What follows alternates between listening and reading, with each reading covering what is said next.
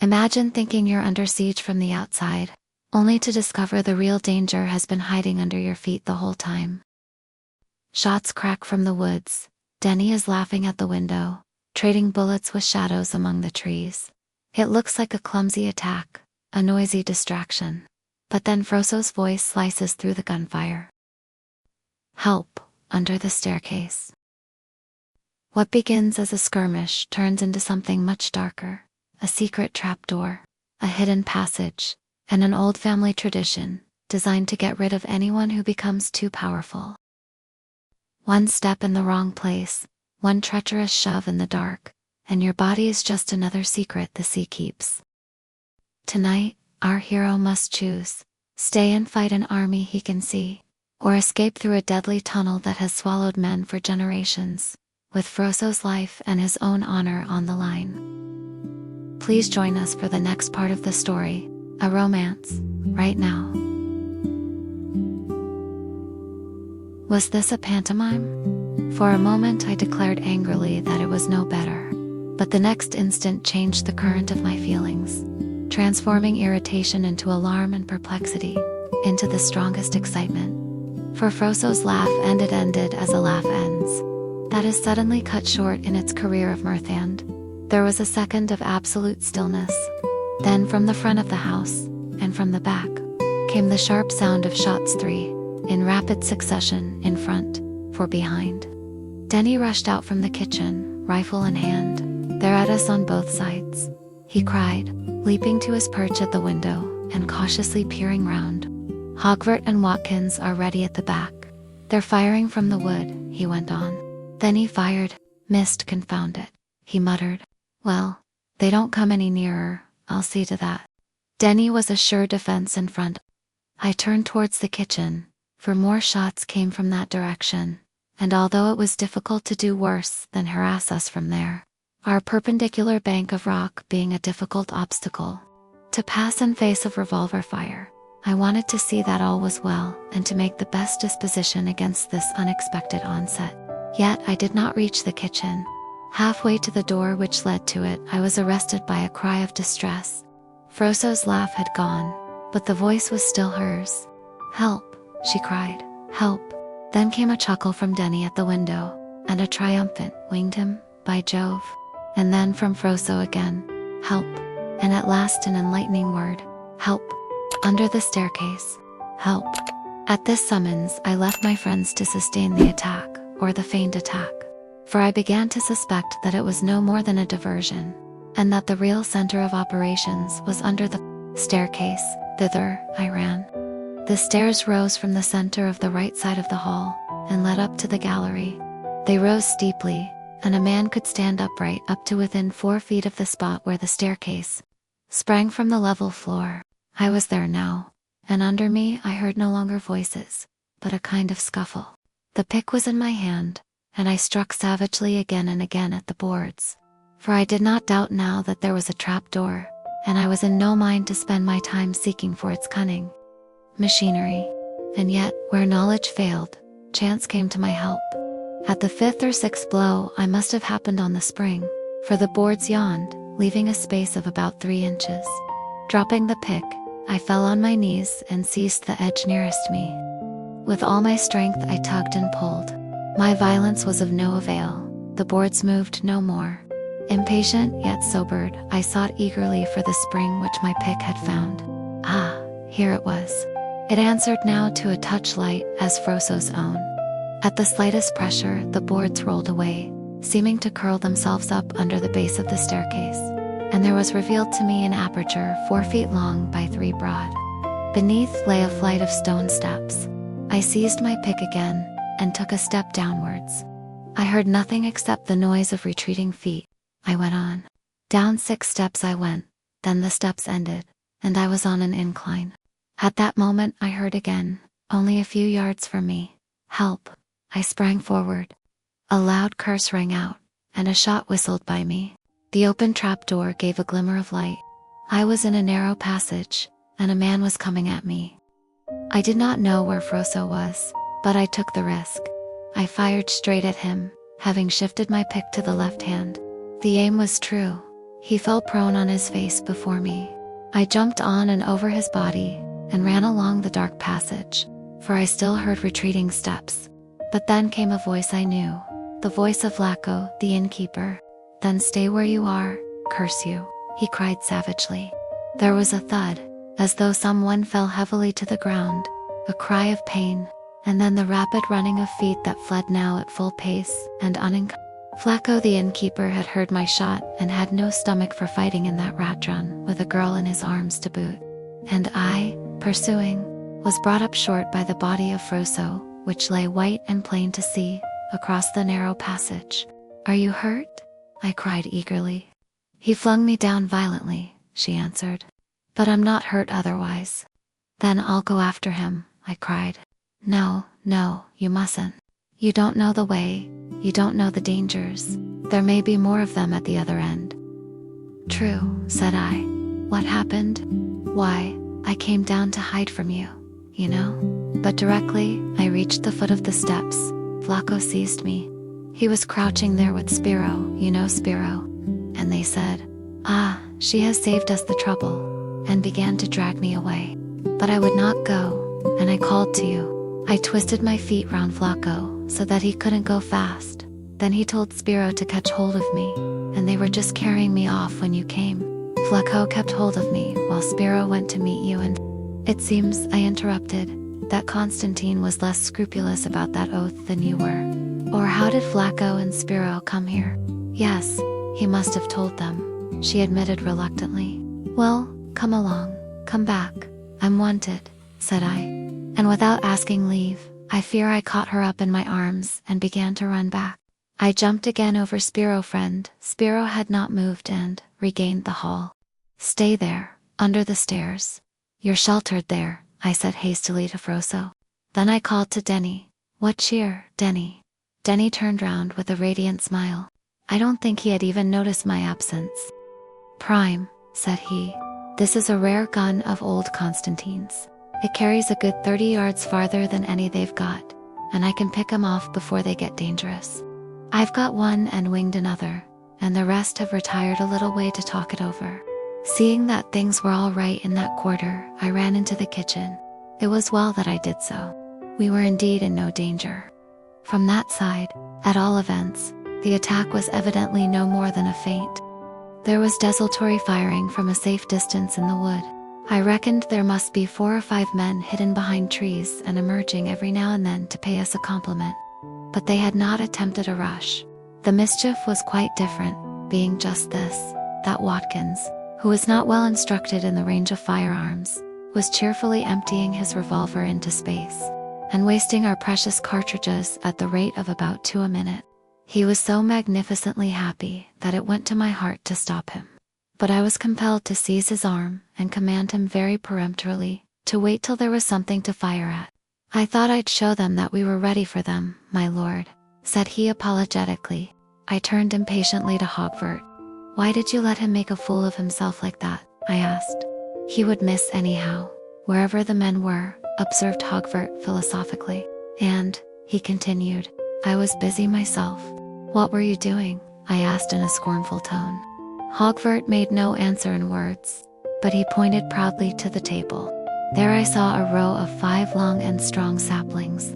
To the head of each of these most serviceable lances there was bound strongly, with thick wire wound round again and again, a long, keen, bright knife. "I think these may be useful," said Hogbert, rubbing his hands, and rising from his seat with the sigh of a man who had done a good morning's work. "The cartridges would have been more useful still," said I severely. "Yes," he admitted, "if you would have taken them away from Watkins. But you know you wouldn't, my lord. You'd be afraid of hurting his feelings. So he might just as well amuse himself while I made the lances." I have known Hogbert for a long while, and I never argue with him. The mischief was done. The cartridges were gone. We had the lances. It was no use wasting more words over it. I shrugged my shoulders. "Your lordship will find the lances very useful," said Hogbert, fingering one of them most lovingly. The attack was dying away now in both front and rear. My impression was amply confirmed. It had been no more than a device for occupying our attention, while those two daring rascals, Vlaco and Spiro, armed with the knowledge of the secret way, made a sudden dash upon us, either in the hope of getting a shot at our backs and finding shelter again before we could retaliate, or with the design of carrying off Rosa. Her jest had forestalled the former idea, if it had been in their minds, and they had then endeavored to carry out the latter. Indeed, I found afterwards that it was the latter on which Constantine laid most stress. For a deputation of the islanders had come to him, proposing that he should make terms with me as a means of releasing their lady. Now, since last night, Constantine, for reasons which he could not disclose to the deputation, was absolutely precluded from treating with me. He was therefore driven to make an attempt to get Rosa out of my hands in order to satisfy her people. This enterprise I had happily frustrated for the moment. But my mind was far from easy. Provisions would soon be gone. Ammunition was scanty. Against an attack by day, our strong position, aided by Denny's coolness and marksmanship, seemed to protect us very effectually. But I could feel no confidence as to the result of a grand assault under the protecting shadow of night. And now that Constantine's hand was being forced by the islanders' anxiety for Rosa, I was afraid that he would not wait long before attempting a decisive stroke. "I wish we were well out of it," said I despondently, as I wiped my brow. All was quiet. Watkins appeared with bread, cheese and wine. "Your lordship would not wish to use the cow at luncheon?" he asked, as he passed me on his way to the hall. "Certainly not, Watkins," I answered, smiling. "We must save the cow. There is still a goat, but she is a poor thin creature, my lord." "We shall come to her in time, Watkins," said I. But if I were depressed, the other three were very merry over their meal. Danger was an idea which found no hospitality in Denny's brain. Hogbert was as cool a hand as the world held. Watkins could not believe that Providence would deal unkindly with a man of my rank. They toasted our recent success, and listened with engrossed interest to my account of the secret of the Stephanopoulos. Froso sat a little apart, saying nothing. But at last I turned to her and asked, "Where does the passage lead to?" She answered readily enough. The secret was out through Constantine's fault, not hers, and the seal was removed from her lips. If you follow it to the end, it comes out in a little cave in the rocks on the seashore, near the creek where the Cypriot fishermen come. "Ah," I cried, "it might help us to get there." She shook her head, answering, "Constantine is sure to have that end strongly guarded now, because he knows that you have the secret. We might force our way. There is no room for more than one man to go at a time. And besides," she paused. "Well, what besides?" I asked. "It would be certain death to try to go in the face of an enemy," she answered. Denny broke in at this point. "By the way, what of the fellow you shot? Are we going to leave him there, or must we get him up?" Spiro had been in my mind. And now I said to Froso, "What did they do with the body of Stefan's?" There was not time for them to have taken it to the end of the way, was there? "No, they didn't take it to the end of the way," said she. "I will show you if you like. Bring a torch.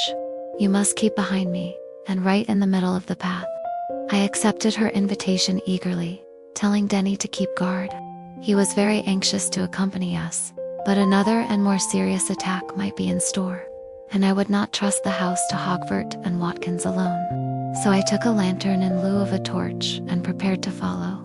At the last moment, Hogbert thrust into my hand one of his lances. "It will very likely be useful," said he. "A thing like that is always useful." I would not disappoint him, and I took the lance. Froso signed to me to give her the lantern and preceded me down the flight of stairs. "We shall be in earshot of the hall?" I asked. "Yes, for as far as we are going," she answered, and she led the way into the passage. I prayed her to let me go first, for it was just possible that some of Constantine's ruffians might still be there. "I don't think so," she said. "He would tell as few as possible. You see, we have always kept the secret from the islanders. I think that, if you had not killed Spiro, he would not have lived long after knowing it." "The deuce?" I exclaimed. "And oh, I don't know. Constantine is very fond of Vlaco. Still, perhaps, someday." The unfinished sentence was expressive enough. "What use was the secret?" I asked. as we groped our way slowly along and edged by the body of Spiro, which lay 6 feet of dead clay in the path. In the first place, we could escape by it, she answered. If any tumult arose in the island, that was what Stefan tried to do, and would have done, had not his own kindred been against him and overtaken him here in the passage. And in the second place, I asked. Froso stopped, turned round, and faced me. In the second place, she said, if any one of the islanders became very powerful, too powerful, you know then the ruling lord would show him great favor. And, as a crowning mark of his confidence, he would bid him come by night and learn the great secret, and they two would come together down this passage. But the Lord would return alone, and the body of the other would be found 2, 3, 4 days, or a week later, tossing on the shores of the island, answered Froso. For look, and she held the lantern high above her head, so that its light was projected in front of us, and I could see 15 or 20 yards ahead. When they reached here, Stephanopoulos and the other, she went on. Stephanopoulos would stumble and feign to twist his foot, and he would pray the other to let him lean a little on his shoulder. Thus they would go on, the other a pace in front, the Lord leaning on his shoulder, and the Lord would hold the torch, but he would not hold it up, as I hold the lantern, but down to the ground, so that it should light no more than a pace or two ahead. And when they came, there do you see, my Lord there? I see, said I, and I believe I shivered a bit. When they came there, the torch would suddenly show the change, so suddenly that the other would start and be for an instant alarmed, and turn his head round to the Lord to ask what it meant. Froso paused in her recital of the savage, simple, sufficient old trick. Yes, said one, and at that moment, the Lord's hand on his shoulder, she answered, which had rested lightly before, would grow heavy as lead, and with a great sudden impulse the other would be hurled forward, and the Lord would be alone again with the secret, and alone the holder of power in the. This was certainly a pretty secret of empire, and none the less, although the empire it protected was but 9 miles long and 5 broad. I took the lantern from Froso's hand, saying, let's have a look.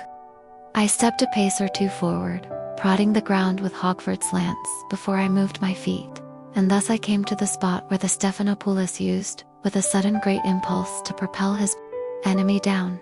For here are the rocks, which hitherto had narrowly edged and confined the path, bayed out on either side.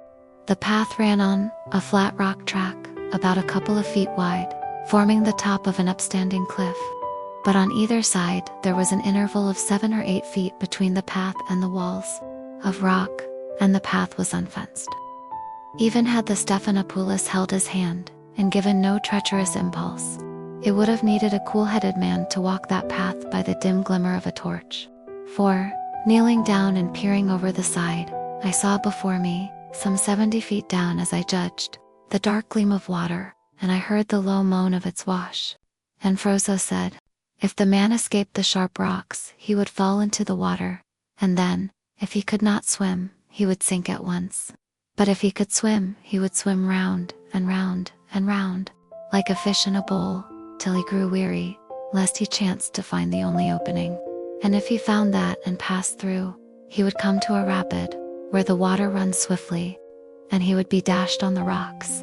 Only by a miracle could he escape death by one or other of these ways. So I was told when I was of age to know the secret. And it is certain that no man who fell into the water has escaped alive, although their bodies came out. Did Stefan's body come out? I asked, peering at the dark water with a fascinated gaze. No, because they tied weights to it before they threw it down. And so with the head, Stefan is there at the bottom. Perhaps another Stephanopoulos is there also, for his body was never found. He was caught by the man he threw down, and the two fell together. Well, I'm glad of it, said I with emphasis, as I rose to my feet. I wish the same thing had always happened. Then, remarked Froso with a smile, I should not be here to tell you about it. Said I. At all events, I wish it had generally happened. For a more villainous contrivance I never heard of in all my life. We English are not accustomed to this sort of thing. Froso looked at me for a moment with a strange expression of eagerness, hesitation and fear. Then she suddenly put out her hand, and laid it on my arm. I will not go back to my cousin who has wronged me. If I may stay with you, she said. If you may stay, I exclaimed with a nervous laugh. But will you protect me? Will you stand by me? Will you swear not to leave me here alone on the island? If you will, I will tell you another single thing that would certainly bring me death if it were known I had told. Whether you tell me or whether you don't, said I, I'll do what you ask. Then you are not the first Englishman who has been here. 70 years ago there came an Englishman here, a daring man, a lover of our people, and a friend of the great Byron. Orestes Stephanopoulos, who ruled here then, loved him very much, and brought him here, and showed him the path and the water under it. And he, the Englishman, came next day with a rope, and fixed the rope at the top, and let himself down. Somehow, I do not know how, he came safe out to the sea, past the rocks and the rapids.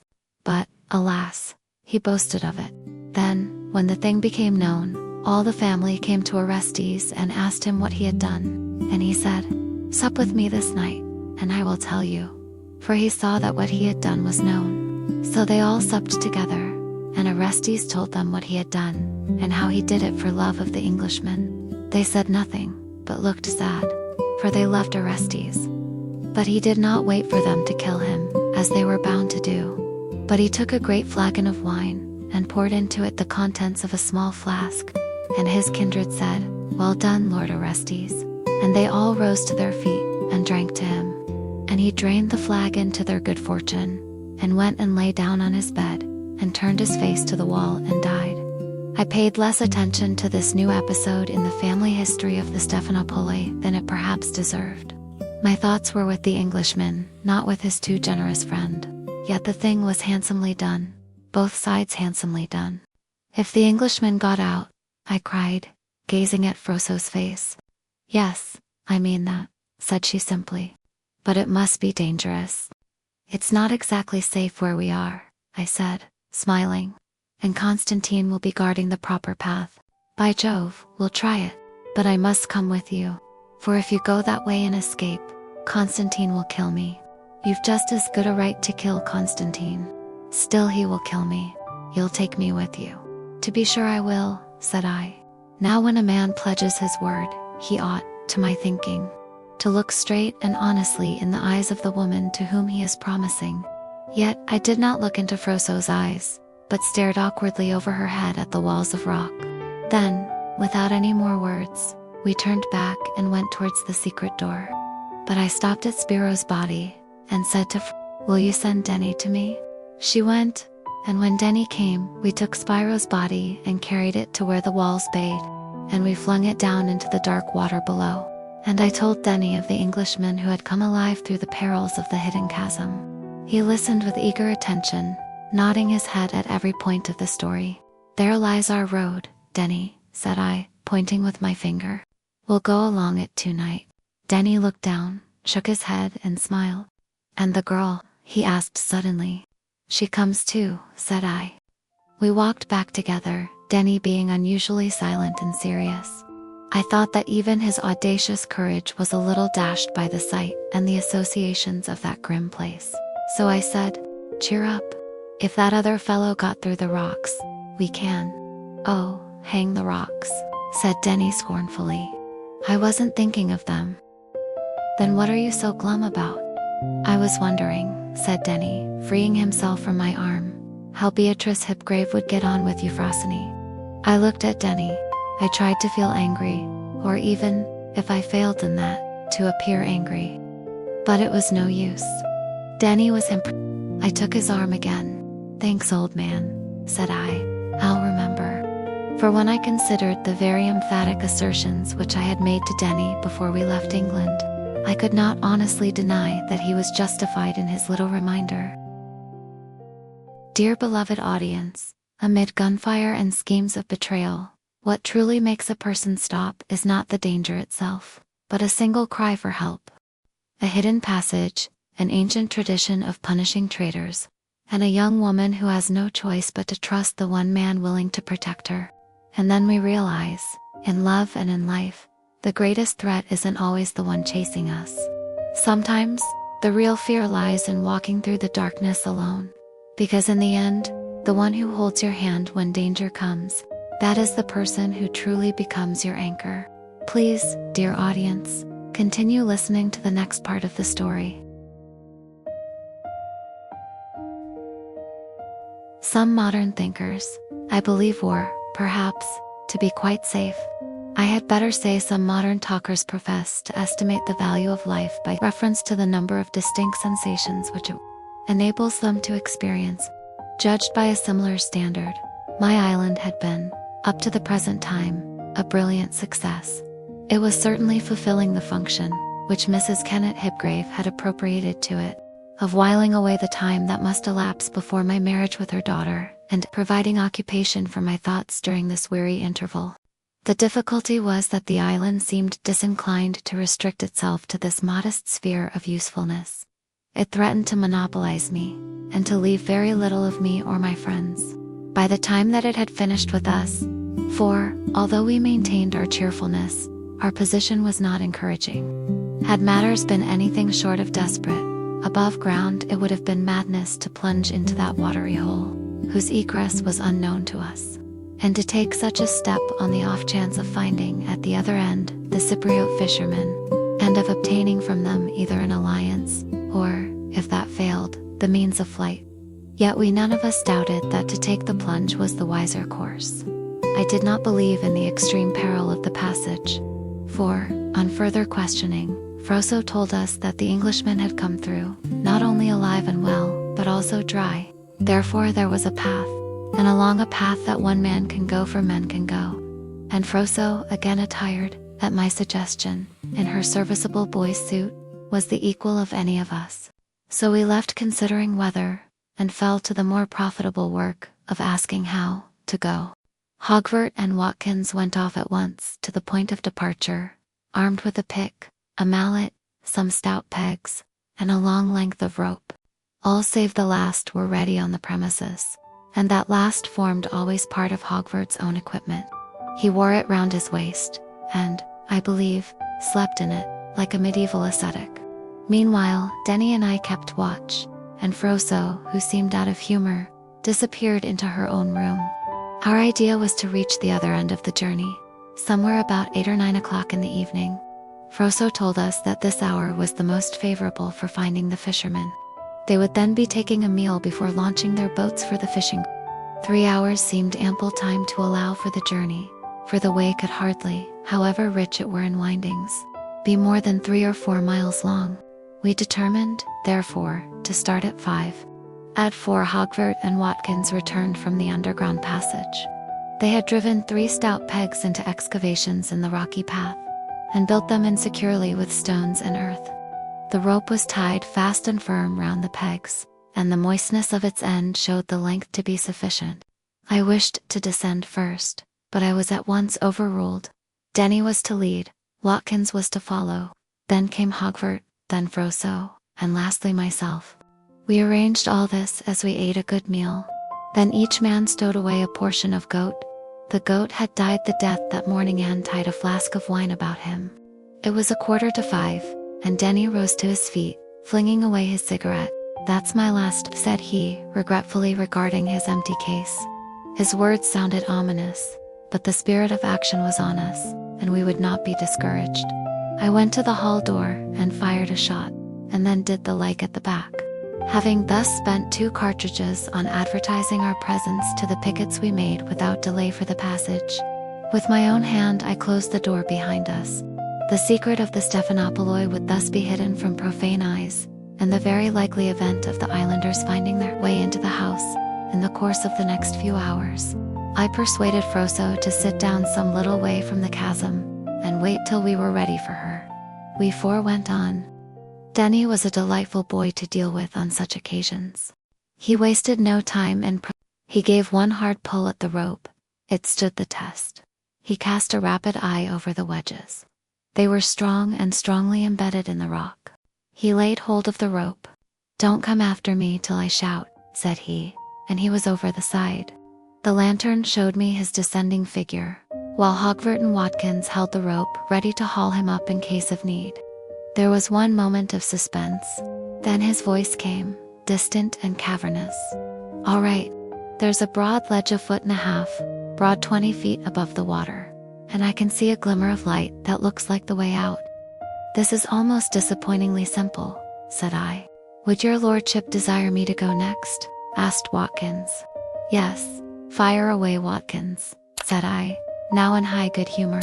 Stand from under, sir, called Watkins to Denny, and over he went. A shout announced his safe arrival. I laid down the lantern and took hold of the rope. I must hang on to you, Hog, said I. You carry flesh, you see. Hogvert was calm, smiling and leisurely. When I'm down, my lord, he said, I'll stand ready to catch the young lady. Give me a call before you start her off. All right, I answered. I'll go and fetch her directly. Over went old Hogvert. He groaned once. I suppose he grazed against the wall, but he descended with perfect safety. Denny called. Now we're ready for her, Charlie. Lower away, and I, turning, began to walk back to where I had left Froso. My island eye can hardly resist personifying it in the image of some charming girl, full of tricks and surprises, yet all the while enchanting, had now behaved well for 2 hours. The limit of its endurance seemed to be reached. In another 5 minutes, Froso and I would have been safely down the rope and the party reunited at the bottom, with a fair hope of carrying out prosperously at least the first part of the enterprise. But it was not to be. My eyes had grown accustomed to the gloom, and when I went back, I left the lantern standing by the rope. Suddenly, when I was still a few yards from Froso, I heard a curious noise, a sort of shuffling sound, rather like the noise made by a rug or carpet drawn along the floor. I stood still and listened, turning my head round to the chasm. The noise continued for a minute. I took a step in the direction of it. Then I seemed to see a curious thing. The lantern appeared to get up, raise itself a foot or so in the air, keeping its light towards me, and throw itself over the chasm. At the same instant there was a rasp. Heavens, it was a knife on the rope. A cry came from far down in the chasm. I darted forward. I rushed to where the walls bayed, and the chasm opened. The shuffling sound had begun again, and in the middle of the isolated path I saw a dark object. It must be the figure of a man who had watched our proceedings unobserved by us, and seized this chance of separating our party. For a moment, a fatal moment, I stood aghast, doing nothing. Then I drew my revolver and fired once. The bullets whistled along the path, but the dark figure was no longer to be seen there. But in an instant there came an answering shot from across the bridge of rock. Denny shouted wildly to me from below. I fired again. There was a groan, but 2 shots flashed at the very same moment. There were 2 men there, perhaps more. I stood again for a moment, undecided, but I could do no good where I was. I turned and ran fairly and fast. Come, come, I cried, when I had reached Froso. Come back, come back. They've cut the rope and they'll be on us directly. In spite of her amazement, she rose as I bade her. We heard feet running along the passage. They would be across the bridge now. Would they stop and fire down the chasm? No, they were coming on. We also went on. A touch of Froso's practiced fingers opened the door for us. I turned, and in wrath gave the pursuers one more shot.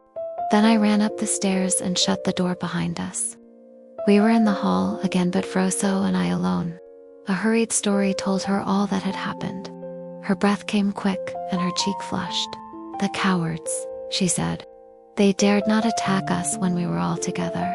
They will attack us before very long now, said I, and we can't possibly hold the house against them. Why, they may open that trapdoor any moment. Froso stepped quickly towards it, and, stooping for an instant, examined it. Yes, she said, they may. I can't fasten it. You spoilt the fastening with your pick. Hearing this, I stepped close up to the door, reloading my revolver as I went, and I called out, "The first man who looks out is a dead man." No sound came from below. Either they were too hurt to attempt the attack, or, more probably, they preferred the safer and surer way of surrounding and overwhelming us by numbers from outside. Indeed, we were at our last gasp now. I flung myself despondently into a chair. But I kept my finger on my weapon and my eye on the trapdoor. They cannot get back our friends and we cannot get to them, said Froso. No, said I. Her simple statement was terribly true. And we cannot stay here, she pursued. They'll be at us in an hour or two, at most. I'll warrant. Those fellows will carry back the news that we are alone here. And if they come, she said, fixing her eyes on me, they won't hurt you, will they? I don't know what Constantine would do, but I don't think the people will let him hurt me. Unless what? She hesitated, looked at me, looked away again. I believe that my eyes were now guilty of neglecting the trapdoor which I ought to have watched. Unless what? I said again. But Froso grew red and did not answer. Unless you're so foolish as to try to protect me, you mean? I asked. Unless you refuse to give them back what Constantine offers to win for them the island. They will not let you have the island, she said in a low voice. I dare not face them and tell them it is yours. Do you admit it's mine? I asked eagerly. A slow smile dawned on Froso's face, and she held out her hand to me. Ah, Denny, my conscience. Why were you at the bottom of the chasm? I seized her hand and kissed it. Between friends, she said softly, there is no thine nor mine. Ah, Denny, where were you? I kissed her hand again and dropped it like a red-hot coal. But I can't say that to my islanders, said Froso, smiling. Charming as it was, I wished she had not said it to me. I wished that she would not speak as she spoke, or look as she looked, or be what she was. I forgot all about the trapdoor. The island was piling sensations on me. At last I got up and went to the table. I found there a scrap of paper, on which Denny had drawn a fancy sketch of Constantine, to whom, by the way, he attributed hoofs and a tail. I turned the blank side uppermost, and took my pencil out of my pocket. I was determined to put the thing on a businesslike footing, so I began, whereas which has a cold, legal, businesslike sound. Whereas, I wrote in English, this island of Neapalia is mine. I hereby fully, freely, and absolutely give it to the Lady Euphrosyne, niece of Stefan Georgio Stephanopoulos, lately lord of the said island Wheatley. And I made a copy underneath, in Greek, and, walking across to Froso, handed the paper to her, remarking in a rather disagreeable tone, there you are. That'll put it all straight, I hope. And I sat down again, feeling out of humor. I did not like giving up my island, even to Froso. Moreover, I had the strongest doubt whether my surrender would be of the least use in saving my skin. I do not know that I need relate what Froso did when I gave her back her island. These southern races have picturesque but extravagant ways. I did not know where to look while she was thanking me, and it was as much as I could do not to call out, do stop. However, presently she did stop, but not because I asked her. She was stayed by a sudden thought which had been in my mind all the while, but now flashed suddenly into hers. But Constantine, she said, you know his secrets. Won't he still try to kill you? Of course he would if he valued his own neck. For I had sworn to see him hanged for one murder, and I knew that he meditated another. Oh, don't you bother about that, said one. I expect I can manage Constantine. Do you think I'm going to desert you? She asked in superb indignation. No, of course not, I protested, rather in a fright. I shouldn't think of accusing you of such a thing. You know that's what you meant, said Froso, a world of reproach in her voice. My dear lady, said I, getting you into trouble won't get me out of it, and getting you out may get me out. Take that paper in your hand, and go back to your people. Say nothing about Constantine just now. Play with him. You know what I've told you, and you won't be deluded by him. Don't let him see that you know anything of the woman at the cottage. It won't help you. It may hurt me, and it will certainly bring her into greater danger. For, if nothing has happened to her already, yet something may, if his suspicions are aroused. I am to do all this. And what will you do, my lord? I say, don't call me my lord. We say Lord Wheatley. What am I going to do? I'm going to make a run for it. But they'll kill you. Then shall I stay here? Yes, stay here. But Constantine's fellows will be here before long. You must give yourself up to them, and tell them to bring you to me. They couldn't hurt you then. Well, I wasn't sure of that, but I pretended to believe it. The truth is that I dared not tell Froso what I had actually resolved to do. It was a risky job, but it was a chance. And it was more than a chance. It was very like an obligation that a man had no right to shrink from discharging. Here was I, planning to make Froso comfortable. That was right enough. And here was I planning to keep my own skin whole. Well, a man does no wrong in doing that. But what of that unlucky woman on the hill? I knew friend Constantine would take care that Froso should not come within speaking distance of her. Was nobody to set her on her guard? Was I to leave her to her blind trust of the ruffian whom she was unfortunate enough to call husband, and of his tool? Now I came to think of it, now that I was separated from my friends and had no lingering hope of being able to beat Constantine in fair fight, that seemed hardly the right thing. Hardly a thing I should care to talk about or think about, if I did save my own precious skin. Would not Constantine teach his wife the secret of the Stephanopoli? Urged by these reflections, I made up my mind to play a little trick on Froso, and feigned to accept her suggestion that I should rely on her to save me. Evidently she had great confidence in her influence now that she held that piece of paper. I had less confidence in it, for it was clear that Constantine wielded immense power over these unruly islanders, and I thought it likely enough that they would demand from Froso a promise to marry him as the price of obeying her. Then, whether Constantine did or did not promise me my life, I felt sure that he would do his best to rob me of it. Well, time pressed. I rose and unbolted the door of the house. Froso sat still. I looked along the road. I saw nobody, but I heard the blast of the horn which had fallen on my ears once before and had proved the forerunner of an attack. Froso also heard it, for she sat up, saying, "Hark, they are summoning all the men to the town. That means they are coming here." But it meant something else also to me. If the men were summoned to the town, there would be fewer for me to elude in the wood. "Will they all go?" I asked, as though in mere curiosity. "All who are not on some duty," she answered. I had to hope for the best. But Froso went on in distress. "It means that they are coming here, to take you."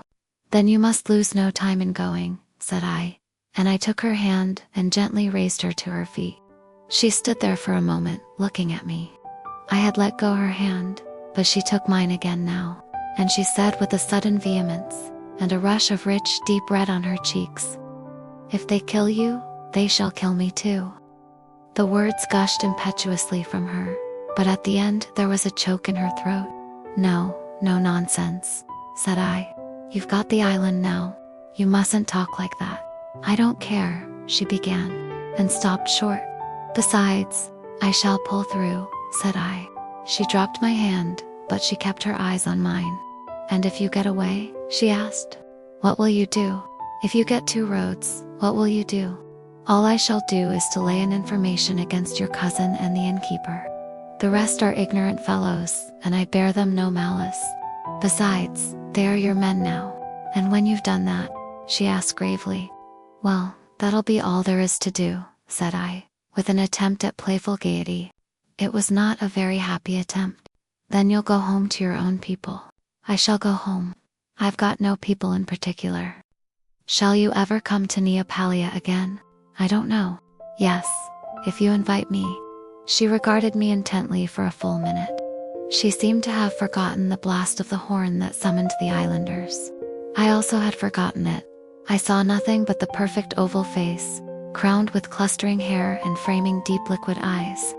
Then she drew a ring from her finger. "You have fought for me," she said. "You have risked your life for me. Will you take this ring from me? Once I tried to stab you. Do you remember, my lord?" I bowed my head, and Froso set the ring on my finger. "Wear it till a woman you love gives you one to wear instead," said Froso with a little smile. "Then go to the edge of your island. You are an islander too, are you not? So we are brethren. Go to the edge of your island and throw it into the sea. And perhaps, my dear friend, the sea will bring it back, a message from you to me, for I think you will never again come to Neapalia." I made no answer. We walked together to the door of the house, and paused again for a moment on the threshold. "See the blue sea?" said Froso. "Is it not Is not your island a beautiful island? If God brings you safe to your own land, my lord, as I will pray him to do on my knees, think kindly of your island, and of one who dwells there." The blast of the horn had died away. The setting sun was turning blue to gold on the quiet water. The evening was very still, as we stood looking from the threshold of the door, under the portal of the house that had seen such strange, wild doings, and had so swiftly made for itself a place forever in my life and memory. I glanced at Froso's face. Her eyes were set on the sea, her cheeks had turned pale again, and her lip was quivering. Suddenly came a loud, sharp note on the horn. "It is the signal for the start," said she. "I must go, or they will be here in heat and anger, and I shall not be able to stop them, and they will kill my lord." "No, I will say my lord." She moved to leave me. I had answered nothing to all she had said. What was there that an honorable man could say? Was there one thing? I told myself, too eager to tell myself that I had no right to presume to say that. And anything else I would not say. "God bless you," I said, as she moved away. I caught her hand and again lightly kissed it. "My homage to the lady of the island," I whispered. Her hand dwelt in mine a moment, briefer than our divisions of time can reckon, fuller than is often the longest of them. Then, with one last look, questioning, appealing, excusing, protesting, confessing, aye, and for my sins hoping, she left me, and stepped along the rocky road in the grace and glory of her youthful beauty. I stood watching her, forgetting the woman at the cottage, forgetting my own danger, forgetting even the peril she ran whom I watched, forgetting everything save the old that bound me and the new that called me. So I stood till she vanished from my sight, and still I stood, for she was there, though the road hid her. And I was roused at last only by a great cry of surprise, of fierce joy and triumph, that rent the still air of the evening, and echoed back in rumblings from the hill. The Neopalians were greeting their rescued lady. Then I turned, snatched up Hogwarts' lance again, and fled through the house to do my errand, for I would save that woman, if I could. And my own life was not mine to lose, any more than it was mine to give to whom I would. And I recollect that, as I ran through the kitchen and across the compound, making for the steps in the bank of rocks, I said, "God forgive me." Dear beloved audience, on one side lies the island of Neopalia, full of schemes, danger, and a secret tradition of killing traitors. On the other side waits his old life, a fiancé, and a future that promises safety. In the midst of chaos, Froso chooses to trust and places her entire fate in his hands, while he must decide, protect his own life, or turn back to save another woman who is being deceived. And we realize this. In love and in life, the important question is not what do I gain, but how much am I willing to sacrifice for what I believe is right. We grow not because we love more, but because we dare to pay the price for a choice. Please join us for the next part of the story, a romance, right now. Eamon's mind can move on more than one line. Even the most engrossing selfish care may fail entirely to occupy it or to shut out intruding rivals.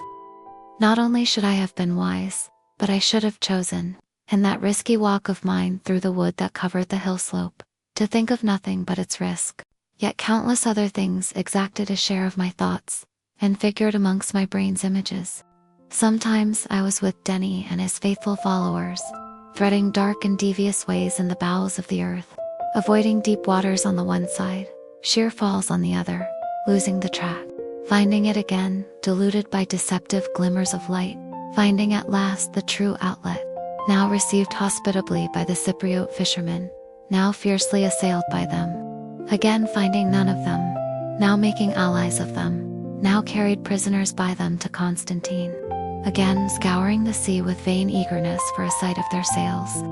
Then I was off, far away, to England, to my friends there, to the gaiety of London, now in its full rushing tide, to Mrs. Hipgrave's exclusive receptions, to Beatrice's gay talk and pretty insolence, to Hamlin's gilded dullness, in rapid survey of all the panorama that I knew so well. Then I would turn back to the scene I had left, and again bid my farewell under the quiet sky, in prospect of the sea that turned to gold. So I passed back and forward, till I seemed myself hardly a thinking man, but rather a piece of blank glass, across which the myriad mites of the kaleidoscope chased one another, covering it with varying colors, but none of them imparting their hue to it. Yet all this time, by the strange division of mental activity, of which I have spoken. I was crawling cautiously, but quickly up the mountainside, with eyes keen to pierce the dusk that now fell, with ears apt to find an enemy in every rustling leaf, and a hostile step in every woodland sound. Of real foes I had as yet seen none. Ah, hush. I dropped on my knees. Away there on the right, what was it leaning against that tree? It was a tall, lean man. His arms rested on a long gun, and his face was towards the old gray house. Would he see me? I crouched lower. Would he hear me? I was as still as dead Spiro had lain in the passage. But then I felt stealthily for the butt of my revolver, and a recollection so startling came to me that I nearly betrayed myself by some sudden movement. In the distribution of burdens for our proposed journey, Denny had taken the case containing the spare cartridges which remained after we had all reloaded. Now I had one barrel only loaded, one shot only left. That one shot and Hogwarts lance were all my resources. I crouched yet lower, but the man was motionless, and presently I ventured to move on my hands and knees, sorely inconvenienced by the long lance, but determined not to leave it behind me. I passed another sentry 100 yards or so away on the left. His head was sunk on his breast, and he took no notice of me. I breathed a little more freely as I came within 50 feet of the cottage. Immediately about the house, nobody was in sight. This, however, in Neopalia, did not always mean that nobody was near, and I abated none of my caution. But the last step had to be taken. I crawled out from the shelter of the trees, and crouched on one knee on the level space in front of the cottage. The cottage door was open. I listened but heard nothing. Well, I meant to go in. My entrance would be none the easier for waiting. A quick dart was safest in. A couple of bounds I was across, and the veranda, through the entrance, in the house. I closed the door noiselessly behind me, and stood there, Hogwarts lance, ready for the first man I saw. But I saw none. I was in a narrow passage. There were doors on either side of me. Listening again, I heard no sound from right or left. I opened the door to the right. I saw a small square room. The table was spread for a meal, 3 places being laid, but the room was empty. I turned to the other door and opened it. This room was darker, for heavy curtains drawn, no doubt, earlier in the day to keep out the sun, had not been drawn back, and the light was very dim. For a while I could make out little, but, my eyes growing more accustomed to the darkness, I soon perceived that I was in a sitting room sparsely and rather meanly furnished. Then my eyes fell on a couch which stood against the wall opposite me. On the couch lay a figure. It was the figure of a woman. I heard now the slight but regular sound of her breath. She was asleep. This must be the woman I sought. But was she a sensible woman? Or would she scream when I waked her, and bring those tall fellows out of the wood? In hesitation I stood still and watched her. She slept like one who was weary, but not at peace. Restless movements and now and again, broken incoherent exclamations witnessed to her disquiet. Presently her broken sleep passed into half-wakeful consciousness, and she sat up, looking round her with a dazed glance. "Is that you, Constantine?" she asked, rubbing her hands across her eyes. "Or is it?" With a swift step I was by her. "Neither, not a word," I said, laying my hand on her shoulder. I dare say, an alarming figure, with the butt of my revolver peeping out of my pocket, and Hogwarts lance in my right hand. But she did not cry out. "I am Wheatley. I have escaped from the house there," I went on, "and I have come here because there's something I must tell you. You remember our last meeting?" She looked at me still in amazed surprise, but with a gleam of recollection. Yes. You where we went to watch UES at the restaurant. You went to watch, and to listen. Yes, I supposed so. But I've been near you since then. Do you remember the man who was on your veranda? That was you, she asked quickly. Yes, it was. And while I was there, I heard. But what are you doing here? This house is watched.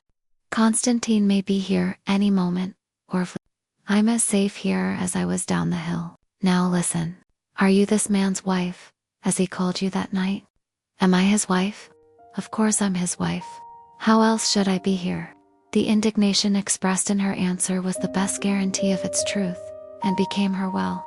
and she held her hand up to me, as she had to the man himself in the restaurant, adding, "There is his ring." "Then listen to me, and don't interrupt," said I brusquely. "Time's valuable to me, and even more, I fear, to you." Her eyes were alarmed now, but she listened in silence as I bade her. I told her briefly what had happened to me, and then I set before her more fully the conversation between Constantine and Vlaco, which I had overheard. She clutched the cushions of the sofa in her clenched hand. Her breathing came quick and fast. Her eyes gleamed at me even in the gloom of the curtained room. I do not believe that in her heart she was surprised at what she heard. She had mistrusted the man. Her manner, even on our first encounter, had gone far to prove that. She received my story rather as a confirmation of her own suspicions than as a new or startling revelation. She was fearful, excited, strung to a high pitch, but astonished she was not, if I read her right. And when I ended, it was not astonishment that clenched her lips and brought to her eyes a look, which I think Constantine himself would have shrunk from meeting. I had paused at the end of my narrative, but I recollected one thing more. I must warn her about the secret passage, for that offered her husband too ready and easy a way of relieving himself of his burden. But now she interrupted me. "This girl," she said, "I have not seen her. What is she like?" "She is very beautiful," said I simply. "She knows what I have told you, and she is on her guard. You need fear nothing from her. It is your husband whom you have to fear." "He would kill me?" she asked, with a questioning glance. "You've heard what he said," I returned. "Put your own meaning on it." She sprang to her feet. "I can't stay here. I can't stay here. Merciful heaven, they may come any moment." "Where are you going? How are you going to escape?" "You are in as much danger as I am." "I believe in even greater," said I. "I was going straight from here, down to the sea. If I can find my friends, we'll go through with the thing together. If I don't find them, I shall hunt for a boat. If I don't find a boat, well, I'm a good swimmer, and I shall live as long in the water as in Neopalia, and die easier, I fancy." She was standing now, facing me, and she laid her hand on my arm. "You stand by women, you Englishmen," she said. "You won't leave me to be murdered. You see, I am here. Doesn't that answer your question?" "My God, he's a fiend. Will you take me with you?" What could I do? Her coming gave little chance to her and robbed me of almost all prospect of escape. But of course I could not leave her. "You must come if you can see no other way," said I. "Why, what other is there? If I avoid him, he will see I suspect him. If I appear to trust him, I must put myself in his power." "Then we must go," said I. "But it's 1,000 to 1 that we don't get through." I had hardly spoken when a voice outside said, "Is all well?" And a heavy step echoed in the veranda. "Vlaco," she hissed in a whisper. "Vlaco. Are you armed?" "In a way," said I, with a shrug. "But there are at least 2 besides him. I saw them in the wood." Yes, true. There are 4 generally. It would be death. Here, hide behind the curtains. I'll try to put him off for the moment. Quick." She was hurried and eager, but I saw that her wits were clear. I stepped behind the curtains and she drew them close. I heard her fling herself again on the couch. Then came the innkeeper's voice, its roughness softened in deferential greeting. At the same time, a strong smell of eau de cologne pervaded the room. "Am I well?" said Madame Stephanopoulos fretfully. "My good Vlaco, I am very ill. Should I sit in a dark room and bathe my head with this stuff, if I were well?" "My lady's sickness grieves me beyond expression," said Vlaco politely, "and the more so because I am come from my Lord Constantine with a message for you. It is easier for him to send messages than to come himself," she remarked, with an admirable pretense of resentment. "Think how occupied he has been with this pestilent Englishman," said the plausible Vlaco. "We have had no peace. But at last I hope our troubles are over. The house is ours again." "Ah, you have driven them out." "They fled themselves," said Vlaco. "But they are separated and we shall catch them." "Oh yes, we know where to look for most of them." "Then you've not caught any of them yet. How stupid you are. My lady is severe." "No, we have caught none yet. Not even Wheatley himself," she asked. "Has he shown you a clean pair of heels?" Vlaco's voice betrayed irritation as he answered. We shall find him also in time, though heaven knows where the rascal has hidden himself. You're really very stupid, said Francesca. I heard her sniff her perfume. And the girl, she went on.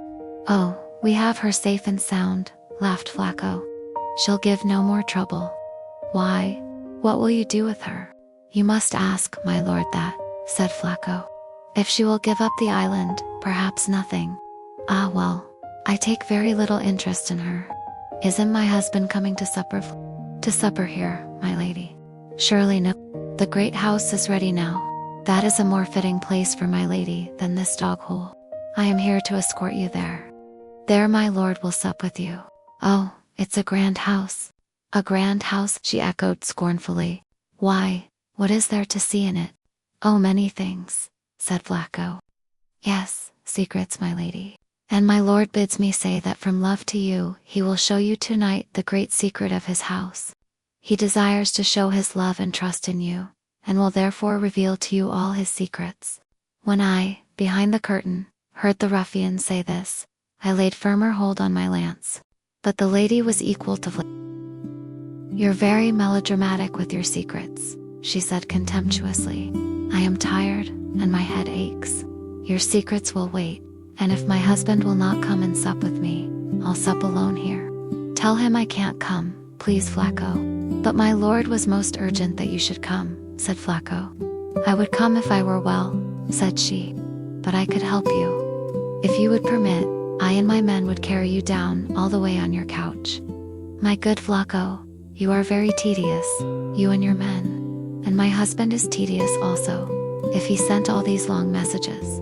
I am ill, and I will not come. Is that enough? My lord will be very angry if I return alone, pleaded Flacco humbly. I'll write a certificate that you did your best to persuade me, she said with a scornful laugh. I heard the innkeeper's heavy feet move a step or two across the floor. He was coming nearer to where she lay on the couch. I daren't return without you, said he. Then you must stay here and sup with me. My lord does not love to be opposed. Then, my good Flacco, he should not have married me, she retorted. She played the game gallantly, fencing and parrying with admirable tact, and with a coolness wonderful for a woman in such peril. My heart went out to her, and I said to myself that she should not want any help that I could give. She had raised her voice on the last words, and her defiant taunt rang out clear and loud. It seemed to alarm Flacco. Hush, not so loud, he said hastily. There was the hint of a threat in his voice. Not so loud, she echoed. And why not so loud? Is there harm in what I say? I wondered at Flacco's sudden fright. The idea shot into my head, and the idea was no pleasant one, that there must be people within earshot.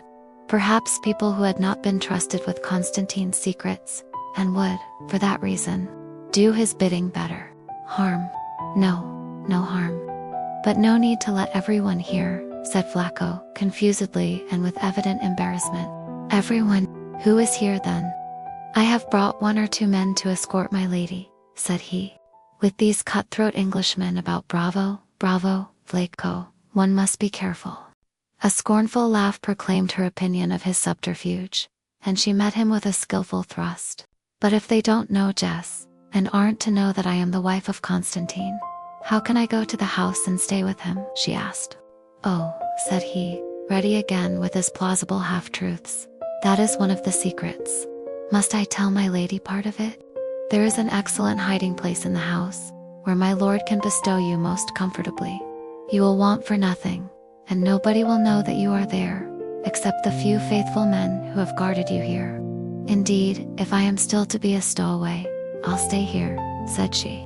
If my lord will announce me publicly to all the island as his wife, then I will come and take my place at the head of his house. But without that I will not come. Surely you will be able to persuade him to that yourself, said Flacco.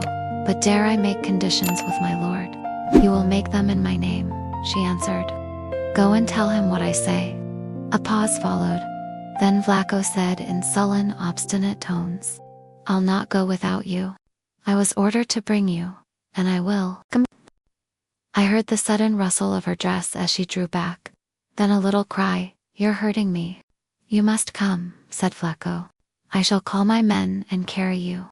I will not come, she said in a low voice, resolute and fierce. Vlaco laughed.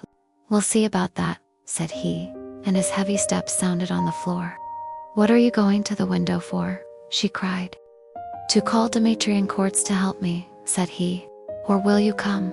I drew back a pace, resting against the windowsill. Hogwarts lance was protruded before me. At that moment I asked nothing better than to bury its point in the fat innkeeper's flesh. You'll repent it if you do what you say, said she. I shall repent it more if I don't obey my lord, said Vlaco. See, my hand is on the curtains. Will you come, my lady? I will not come, said she. There was one last short interval. I heard them both breathing, and I held my own breath. My revolver rested in my pocket. The noise of a shot would be fatal. With God's help, I would drive the lance home with one silent, sufficient thrust. There would be a rogue less in the world and another chance for her and me. As you will, then, said the innkeeper. The curtain rings rattled along the rod. The heavy hangings gave back. The moon, which was newly risen, streamed full in Vlaco's eyes, and on the pale, strained face behind him. He saw me, he uttered one low exclamation. Christ! His hand flew to his belt. He drew a pistol out and raised it, but I was too quick for him. I drove the great hunting knife on the end of the sapling, full and straight into his breast. With a groan, he flung his arms over his head and fell sideways, half supported by the curtain till the fabric was rent away from the rings and fell over his body, enveloping him in a thick pall. I drew my lance back. The force of the blow had overstrained Hogwarts' wire fastenings. The blade was bent to an angle with the shaft and shook loosely from side to side.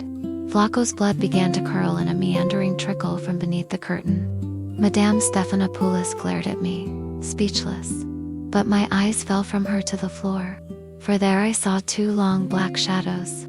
A sudden and desperate inspiration seized me. She was my ally, I hers.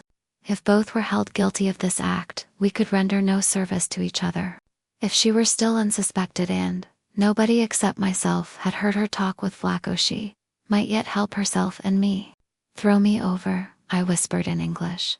Cry for help. What? Cry? The men are there. You may help me afterwards. What? Pretend. Yes, quick. But they'll— No. Quick, for God's sake, quick. God help us, she whispered. Then she cried loudly, help, help, help. I sprang towards her. There was the crash of a man leaping through the open window. I turned. Behind him I saw Dmitri standing in the moonlight. Other figures hurried up. Feet pattered on the hard ground. The man who had leaped in, a very tall, handsome, and athletic fellow, whom I had not seen before, held to my head a long old-fashioned pistol. I let my hands drop to my side and faced him with a smile on my lips. It must be death to resist death to me, and death to my new friend. Surrender might open a narrow way of safety. I yield, said I. Who are you? He cried. I am Lord Wheatley, I answered. But did you not fly to the— He stopped. To the passage, said one. No, I came here. I was trying to escape. I came in while Madame here was asleep, and hid behind the curtain. Yes, said she. It is so, Courts. It is as he says. And then Vlaco came. And, said I, when the lady had agreed to go with Vlaco came to the window to call you. And by misadventure, sir, he came on me behind the curtain. And won't you see whether he's dead? Kill him, Courts, kill him, cried Dmitri fiercely and suddenly, from the window. Courts turned round. Peace, said he. The man has yielded. Do I kill men who have yielded? The lady of the island and my Lord Constantine must decide his fate. It is not my office. Are you armed, sir? It went to my heart to give up that last treasured shot of mine. But he was treating me as an honorable man. I handed him my revolver with a bow, saying, I depend on you to protect me from that fellow, and the rest, till you deliver me to those you speak of. In my charge you are safe, said Courts, and he stooped down and lifted the curtain from Vlaco's face. The innkeeper stirred and groaned. He was not dead yet. Courts turned round to Dmitri. Stay here and tend him. Do what you can for him. When I am able, I will send aid to him. but I don't think he will live." Dmitri scowled. He seemed not to like the part assigned to him. "Are you going to take this man to my lord Constantine?" he asked. "Leave another with Vlaco, and let me come with you to my lord." "Who should better stay with Vlaco than his nephew Dmitri?" asked Quartz with a smile. This relationship was a new light to me. "I am going to do what my duty is. Come, no questioning." "Do not, I command, now Vlaco is wounded." "And the lady here?" asked Dmitri. "I am not ordered to lay a finger on the lady," answered Quartz. "Indeed, I don't know who she is." Francesca interposed with great dignity. "I will come with you," said she. "I have my story to tell when this gentleman is put on his trial. Who I am, you will know soon." Dmitri had climbed in at the window. He passed me with a savage scowl, and I noticed that one side of his head was bound with a blood-stained bandage. He saw me looking at it. He growled, "I owe you the loss of half an ear." "In the passage?" I hazarded, much pleased. "I shall pay the debt," said he, "or see it paid handsomely for me by my lord." "Come," said Quartz, "let us go." Fully believing that the fact of Quartz being in command instead of Dmitri had saved me from instant death, I was not inclined to dispute his orders. I walked out of the house and took the place he indicated to me in the middle of a line of islanders, some 10 or 12 in number. Quartz placed himself by my side, and Madame Stephanopoulos walked on his other hand. The islanders maintained absolute silence. I followed their example, but my heart, I must confess, beat as I waited to see in what direction our column was to march. We started down the hill towards the house.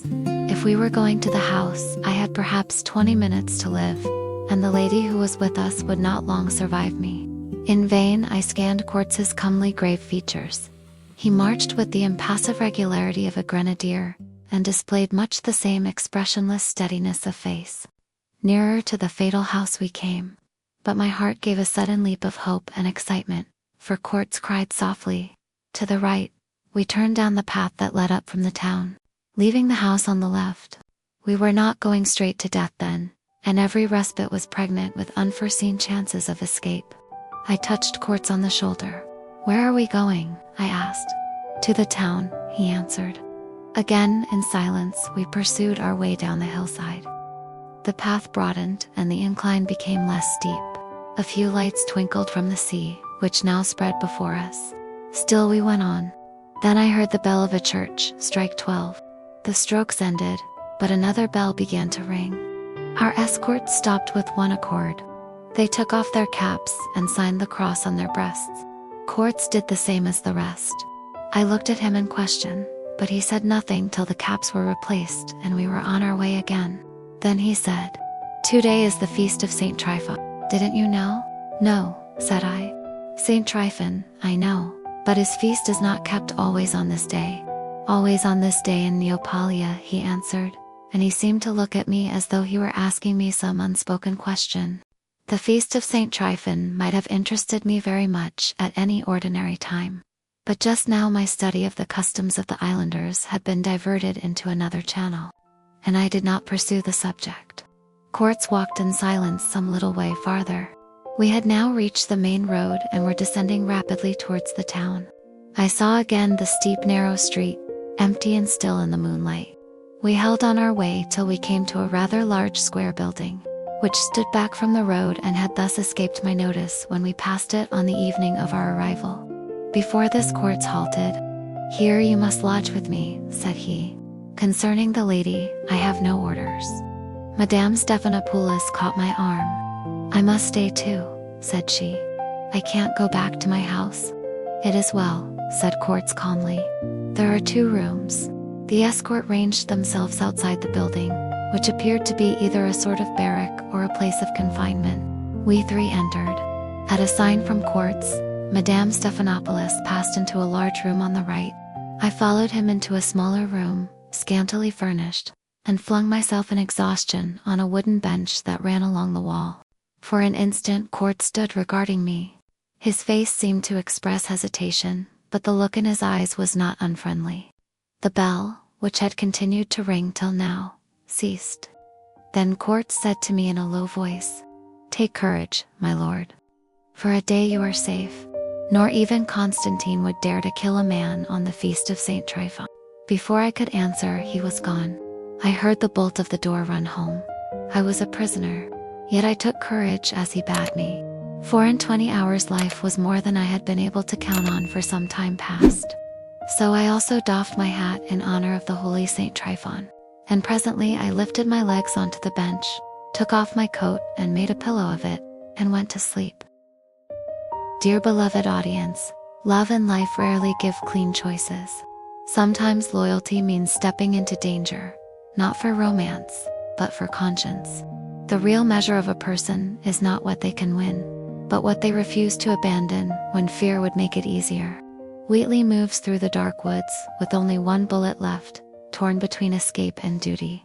He reaches a guarded cottage, wakes Constantine's wife, and reveals the betrayal he overheard. When Vlaco comes to force her away, Wheatley strikes first, killing him with a makeshift lance, then surrenders in silence to protect her. Taken prisoner by the islanders under Quartz's command, he survives for one night only because it is the feast of St. Tryphon. Please join us for the next part of the story, a romance, right now. Helplessness brings its own peculiar consolation.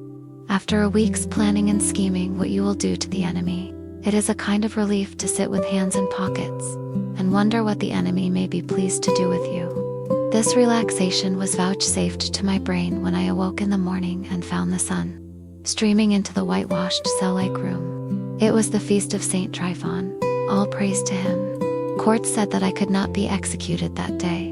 I doubted Constantine's scruples, yet probably he would not venture to outrage the popular sentiment of Neapolia. But nothing forbade my execution tomorrow. Well, tomorrow is tomorrow, and today is today, and there will be that difference between them so long as the world lasts. I stretched myself and yawned luxuriously. I was, strangely enough, in a hopeful frame of mind. I made sure that Denny had found his way safely, and that the Cypriot fisherman had been benevolent. I proved to myself that with Constantine's exposure, his power would end. I plumed myself on having put Vlaco ad combat. I believe I said to myself that villainy would not triumph, that honest men would come by their own, and that unprotected beauty would find help from heaven. Convictions which showed that relics of youth hung about me, and I am afraid it depends on this rather, that I was feeling very well after my refreshing sleep. Alas, my soothing reveries were rudely interrupted. At a touch sweet pleasure melted, like two bubbles when rain pelted, and at the sound of a gruff voice outside my dreams melted. Harsh reality was pressing hard on me again, crushing hope into resignation, buoyancy into a grim resolve to take what came with courage. Bring him out, cried the voice. It's that brute Dmitri, said I to myself, wondering what had become of my friendly jailer. Quartz. A moment later, half a dozen men filed into the room, Dmitri at their head. I asked him what he wanted. He answered only with a command that I should get up. Bring him along, he added to his men. And we walked out into the street. Evidently Neapolia was in fete. The houses were decked with flags.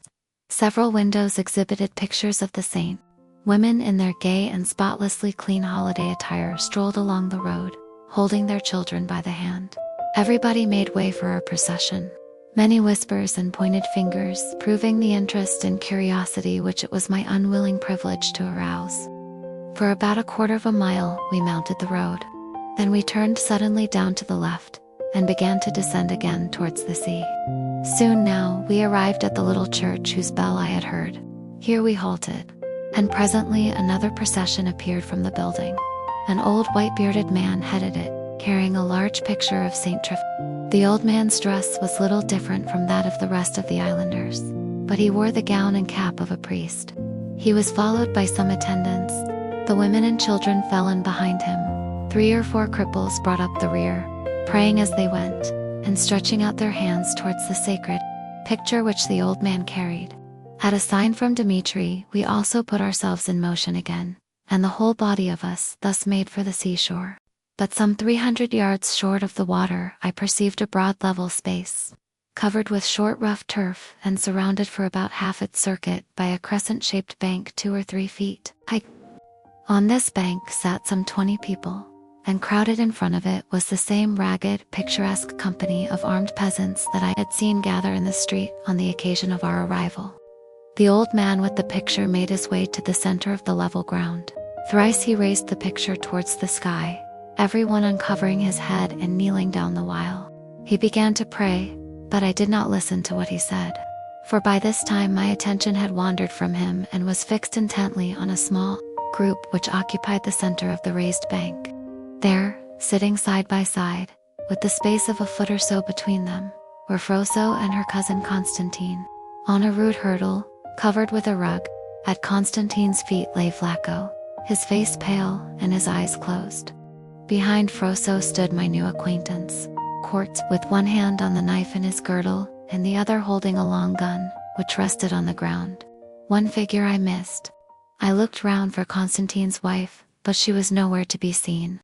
Then I looked again at She was dressed in rich fine garments of white, profusely embroidered, but her face was paler even than Flacco's, and when I sought her eyes she would not meet mine, but kept her gaze persistently lowered. Constantine sat motionless, with a frown on his brow but a slight smile on his lips, as he waited with an obviously forced patience through the long rigmarole of the old man's prayer. Evidently important business was to be transacted, yet nobody seemed to be in a hurry to arrive at it. When the old priest had finished his prayers, the cripples came and prostrated themselves before the sacred picture. No miracle, however, followed, and the priest took up the tale again, pouring forth a copious harangue, in which I detected frequent references to the barbarians, a term he used to denote my friends, myself, and all the world apparently, except the islanders of Neapolitan. Then he seated himself between Froso and Constantine, who made room for him. I was surprised to see him assume so much dignity, but I presumed that he was treated with exceptional honor on the feast day. When he had taken his place, about 20 of the men came into the middle of the ring and began to dance, arranging themselves in a semicircle, moving at first in slow rhythmical steps, and gradually quickening their motions, till they ended with a wonderful display of activity. During this performance, Froso and Constantine sat still and impassive, while Flacco's lifeless face was scorched by the growing heat of the sun. The men who had been told off to watch me leaned on their long guns, and I wondered wearily when my part in this strangely mixed ceremony was to begin. At last it came. The dance ended, the performers flung themselves fatigued on the turf. There was a hush of expectation, and the surrounding crowd of women and children drew closer in towards where the rest of the men had taken up their position in ranks on either side of the central seats. "Step forward," said one of my guards, and I, obeying him, lifted my hat and bowed to Froso. Then replacing my hat, I stood waiting the pleasure of the assembly. All eyes were fixed on Constantine, who remained seated and silent yet a little while longer. Then he rose slowly to his feet, bowed to Froso, and pointed in a melodramatic fashion at Flacco's body. But I was not in the least inclined to listen to an oration in the manner of Mark Antony over the body of Caesar, and just as Constantine was opening his mouth, I observed loudly, "Yes, I killed him, and the reason no man knows better than Constantine's." Constantine glared at me, and, ignoring the bearing of my remark, launched out on an eulogium of the dead innkeeper. It was coldly received. Flacco's virtues were not recognized by any outburst of grief or indignation. Indeed, there was a smothered laugh or two when Constantine called him a brave true man. The orator detected his failure, and shifted his ground dexterously, passing on, in rapid transition, to ask in what poor Flacco had died. Now he was gripping his audience. They drew closer, they became very still, angry and threatening glances were bent on me. Constantine lashed himself to fury as he cried, "He died for our island, which this barbarian claims as his." "He died," I began, but a heavy hand on my shoulder and the menace of a knife cut short my protest. Dmitri had come and taken his stand by me, and I knew that Dmitri would jump at the first excuse to make my silence perpetual. So I held my peace, and the men caught up Constantine's last point, crying angrily, He takes our island from us." "Yes," said Constantine. "He has taken our island, and he claims it for his." He has killed our brethren and put Our Lady out of her inheritance. What shall he suffer? For although we may not kill on St. Tryphon's day, we may judge on it, and the sentence may be performed at daybreak tomorrow. What shall this man suffer? Is he not worthy of death? It was what lawyers call a leading question, and it found its expected answer in a deep, fierce growl of death. Death. Clearly the island was the thing. Vlacho's death merely an incidental affair of no great importance. I suppose that Froso understood this as well as I, for now she rose suddenly. Constantine seemed disinclined to suffer the interruption, but she stood her ground firmly, though her face was very pale, and I saw her hands tremble. At last he sank back onto the bank. "Why this turmoil?" she asked. The stranger did not know our customs. He thought that the island was his by right, and when he was attacked he defended himself. "I pray you may all fight as bravely as he has fought."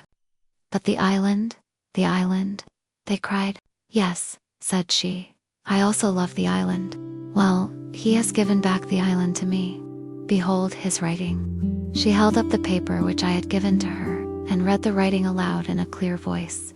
"What have you against him now?" she asked. "His people have loved the Hellenes. He has given back the island. Why shall he not depart in peace?" The effect was great. The old priest seized the paper and scanned it eagerly. It was snatched from him and passed rapidly from hand to hand, greeted with surprised murmurs and intense excitement. Froso stood watching its progress. Constantine sat with a heavy scowl on his face, and the frown grew yet deeper when I smiled at him with pleasant urbanity. "It is true," said the priest, with a sigh of relief. "He has given back the island. He need not die." Froso sat down. A sudden faintness seemed to follow on the strain, and I saw Court support her with his arm. But Constantine was not beaten yet. He sprang up and cried in bitterly scornful tones, let him go to Rhodes, and tell the governor that you sought to slay him and his friends, and that you extorted the paper from him by threat of death, and that he gave it in fear, but did not mean it, and that you are turbulent, murderous men who deserve great punishment. How guileless you are, O Neapolians! But this man is not guileless. He can delude a girl. He can delude you also, it seems. Let him go with his story to the governor at Rhodes. And do you hide in the rocks when the governor comes with his soldiers? Hide yourselves, and hide your women, when the soldiers come to set this man over your island and to punish you. Do you not remember when the governor came before? Is not the mark of his anger branded on your hearts?" Hesitation and suspicion were aroused again by this appeal. Froso seemed bewildered at it, and gazed at her cousin with parted lips. Angry glances were again fixed on me, but the old priest rose and stretched out his hand for silence. "Let the man speak for himself," he said. "Let him tell us what he will do, if we set him free. It may be that he will give us an oath not to harm us, but to go away peaceably to his own land and leave us our island. Speak, sir, we will listen." I was never much of a hand at a speech, and I did not enjoy being faced with the necessity of making one which might have such important results this way or that. But I was quite clear in my own mind what I wanted to say, so I took a step forward and began. "I bear you Neapolians no malice," said I. "You've not succeeded in hurting me, and I suppose you've not caught my friends, or they would be here, prisoners as I am a prisoner. Now I have killed 2 good men of yours, Vlacho there, and I am content with that. I'll cry you quits. I have given back the island to the Lady Euphrosyne, and what I give to a woman, nay, or to a man, nay, do not ask again either of a governor or of anybody else. Therefore your island is safe, and I will swear to that by what oath you will. And, so far as I have power, no man or woman of all who stand round me shall come to any harm by reason of what has been done. And to that also I will swear." They had heard me intently, and they nodded in assent and approbation when the old priest, true to his part of peacemaker, looking round, said, "He speaks well. He will not do what my lord feared. He will give us an oath. Why should he not depart in peace?" Froso's eyes sought mine, and she smiled sadly. Constantine was gnawing his fingernails and looking as sour as a man could look. It went to my heart to go on, for I knew that what I had to say next would give him another chance against me. But I preferred that risk to the only alternative. "Wait," said I. An oath is a sacred thing, and I swore an oath when I was there in the house of the Stephanopoi. There is a man here who has done murder on an old man, his kinsman, who has contrived murder against a woman, who has foully deceived a girl. With that man I'll not cry quits, for I swore that I would not rest till he paid the penalty of his crimes. By that oath I stand.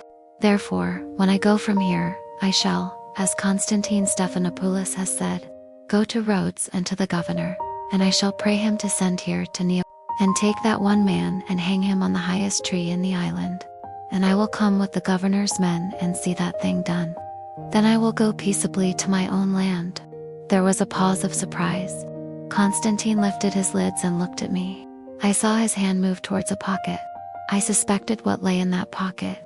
I heard low, eager whisperings and questions. At last the old priest asked in a timid, hesitating voice, "Who is this man of whom you speak?" "There he is," said I. "There Constantine Steph." The words were hardly out when Dmitri clapped a large hairy hand across my mouth, whispering fiercely, "Hold your tongue." I drew back a step and struck him fairly between the eyes. He went down. A hoarse cry rose from the crowd, but in an instant Quartz had leaped from where he stood behind Froso and was by my side. I had some adherents also among the bystanders, for I had been bidden to speak freely, and Dmitri had no authority to silence me. "Yes, Constantine Stephanopoulos," I cried. "Did he not stab the old man after he had yielded? Did he not?" "The old man sold the island," growled a dozen low, fierce voices, but the priests rose high above them. "We are not here to judge, my lord Constantine," said he, "but this man here." "We all had a hand in the business of the old man," said Dmitri, who had picked himself up and was looking very vicious. "You lie, and you know it," said I hotly. He had yielded, and the rest had left off attacking him. But Constantine stabbed him. Why did he stab him? There came no answer, and Constantine caught at this advantage. "Yes," he cried. "Why? Why should I stab him? He was stabbed by someone who did not know that he had yielded." Then I saw his eye fall suddenly on Fleck. Dead men tell no tales and deny no accusations. "Since Flacco is dead," Constantine went on with wonderful readiness, "my tongue is loosed. It was Flacco who, in his hasty zeal, stabbed the old man. He had gained a point by this clever lie, and he made haste to press it to the full against me. 'This man,' he exclaimed, 'will go to Rhodes and denounce me.' But did I kill the old man alone? Did I besiege the Englishman alone? Will the governor be content with one victim? Is it not one head in 10 when he comes to punish? Men of the island, it is your lives and my life against this man's life." They were with him again, and many shouted, "Let him die! Let him die!" Then suddenly, before I could speak, Froso rose, and, stretching out her hands towards me, said, "Promise what they ask, my lord. Save your own life, my lord. If my cousin be guilty, heaven will punish him." But I did not listen even to her. With a sudden leap I was free from those who held me, for, in the ranks of listening women, I saw that old woman whom we had found watching by the dying lord of the island. I seized her by the wrist and dragged her into the middle, crying to her, "As God's above you, tell the truth. Who stabbed the old lord? Whose name did he utter in reproach when he lay dying?" She stood shivering and trembling in the center of the throng. The surprise of my sudden action held them all silent and motionless. "Did he not say Constantine? You, Constantine?" I asked, "just before he died?" The old woman's lips moved, but no sound came. She was half dead with fear and fastened fascinated eyes on Constantine. He surveyed her with a rigid smile on his pale face. "Speak the truth, woman," I cried. "Speak the truth." "Yes, speak the truth," said Constantine, his eyes gleaming in triumph as he turned a glance of hatred on me. "Tell us truly who killed my uncle." My witness failed me. The terror of Constantine, which had locked her tongue when I questioned her at the house, lay on her still. The single word that came from her trembling lips was Flacco. Constantine gave a cry of triumph. Dmitri, a wild shout. The islanders drew together. My chance looked black. Even Saint Tryphon would hardly save me from immediate death. But I made another effort. "Swear her on the sacred picture," I cried. "Swear her on the picture. If she swears by the picture, and then says it was Flacco. I am content to die as a false accuser, and to die here and now. My bold challenge won me a respite. It appealed to their rude sense of justice and their strong leaven of superstition. Yes, let her swear on the sacred picture, cried several. Then we shall know. The priest brought the picture to her and swore her on it with great solemnity. She shook her head feebly and fell to choked weeping. But the men round her were resolute, one of them menacing even Constantine himself when he began to ask whether her first testimony were not enough. Now you are sworn. Speak, said the priest solemnly. A hush fell on us all. If she answered Constantine, my life still hung by a thread. But by saying Flacco, she would cut the thread. She looked at me, at Constantine, then up to the sky, while her lips moved in rapid whispered prayers. Speak, said the priest to her gently. Then she spoke in low, fearful tones. Flacco was there, and his knife was ready. But my lord yielded, and cried that he would not sell the island. When they heard that, they drew back, Flacco with the rest.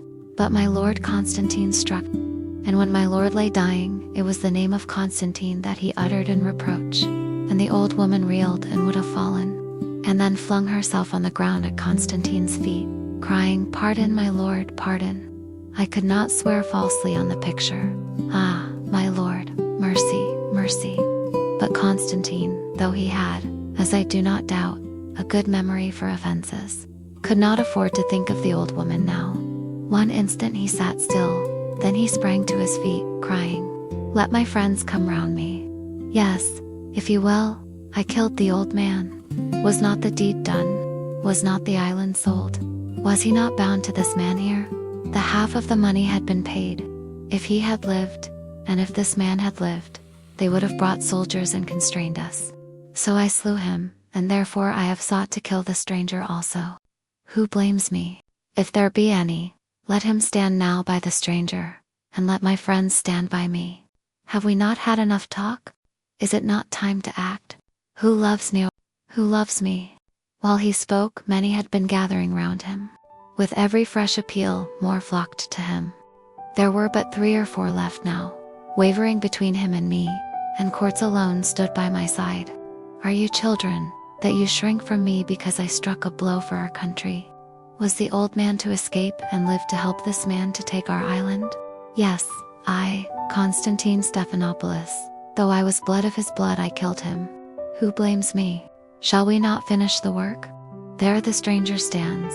Men of the island, shall we not finish the work? Well, it's come at last, thought I to myself. Saint Tryphon would not stop it now. It's no use, I said to Quartz. Don't get yourself into trouble. Then I folded my arms and waited. But I do not mean to say that I did not turn a little pale. Perhaps I did. At any rate, I contrived to show no fear except in that. The islanders looked at one another and then at Constantine.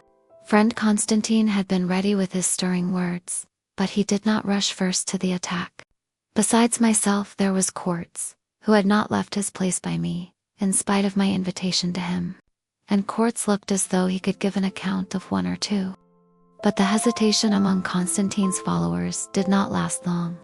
Dmitri was no coward at all events, although he was as big a scoundrel as I have known. He carried a great sword which he must have got from the collection on the walls of the hall. He brandished it now over his head and rushed straight at me. It seemed to be all over, and I thought that the best I could do was to take it quietly, so I stood still. But on a sudden, I was pulled back by a powerful arm. Quartz flung me behind him and stood between me and Dmitri's rush. An instant later, 10 or more of them were round Quartz. He struck at them, but they dodged him. One cried, "Don't hurt Quartz," and another, running agilely round, caught his arms from behind, and all gathering about him, they wrested his weapons from him. My last champion was disarmed. He had but protracted the bitterness of death for me by his gallant attempt. I fixed my eyes steadily on the horizon and waited. The time of my waiting must have been infinitesimal, yet I seemed to wait some little while. Then Dmitri's great sword flashed suddenly between me and the sky. But it did not fall. Another flash came, the flash of white, darting across between me and the grim figure of my assailant, Teo Prail, breathless, trembling in every limb, yet holding her head bravely, and with anger gleaming in her dark eyes, cried, "If you kill him, you must kill me. I will not live if he dies." Even Dmitri paused. The rest gave back. I saw Konstantine's hatchet face peering in gloomy wrath and trembling excitement from behind the protecting backs of his stout adherents. But Dmitri, holding his sword poised for the stroke, growled angrily, "What is his life to you, lady?" Froso drew herself up. Her face was away from me, but as she spoke, I saw a sudden rush of red spread over her neck. Yet she spoke steadily and boldly in a voice that all could hear.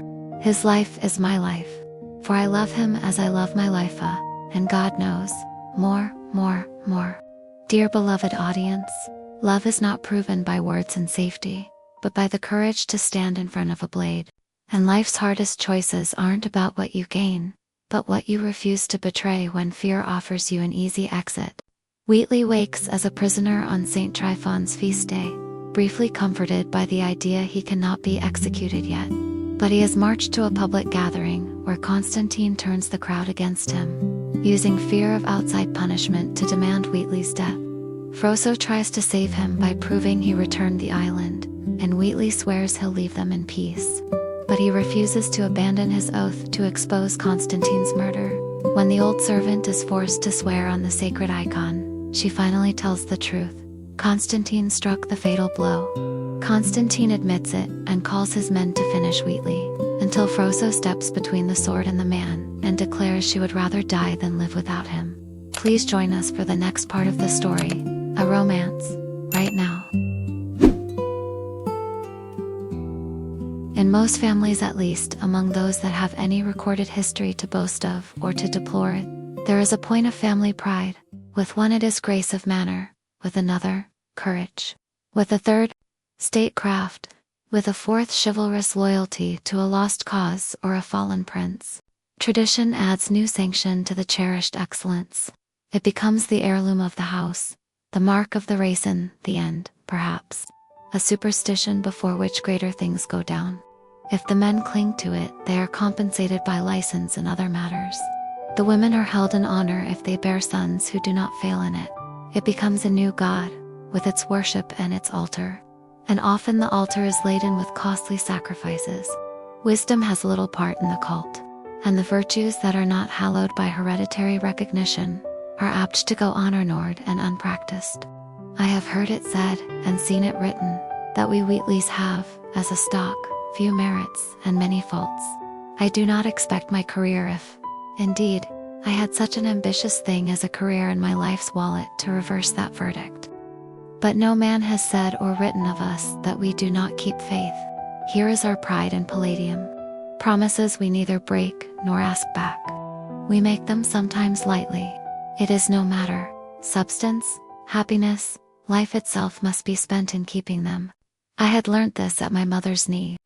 I myself had seen thousands and thousands poured forth to a rascally friend on the strength of a schoolboy pledge which my father made. Folly, folly, cried the world. Whether it were right or not, who knows? We wrapped ourselves in the scanty mantle of our one virtue and went our way. We always, but a man grows tedious when he talks of his ancestors. He is like a doting old fellow, garrulous about his lusty youth. Enough of it, yet not more than enough, for I carried this religion of mine to Neopalia, and built there an altar to it, and prepared for my altar the rarest sacrifice. Was I wrong? I do not care to ask. His life is my life, for I love him as my life. The words rang in my ears, seeming to echo again through the silence that followed them. They were answered in my heart by beats of living blood. Was it true? Flashed through my brain. Was it truth or stratagem? A noble falsehood or a more splendid boldness? I did not know. The words were strange, yet to me they were not incredible. Had we not lived through ages together in those brief, full hours in the old grey house, and the parting and the quiet evening had united while it feigned to sever? I believe I shut my eyes, not to see the slender, stately form that stood between death and me. When I looked again, Dmitri and his angry comrades had fallen back and stood staring in awkward bewilderment, but the women had crowded in upon us with eager, excited faces.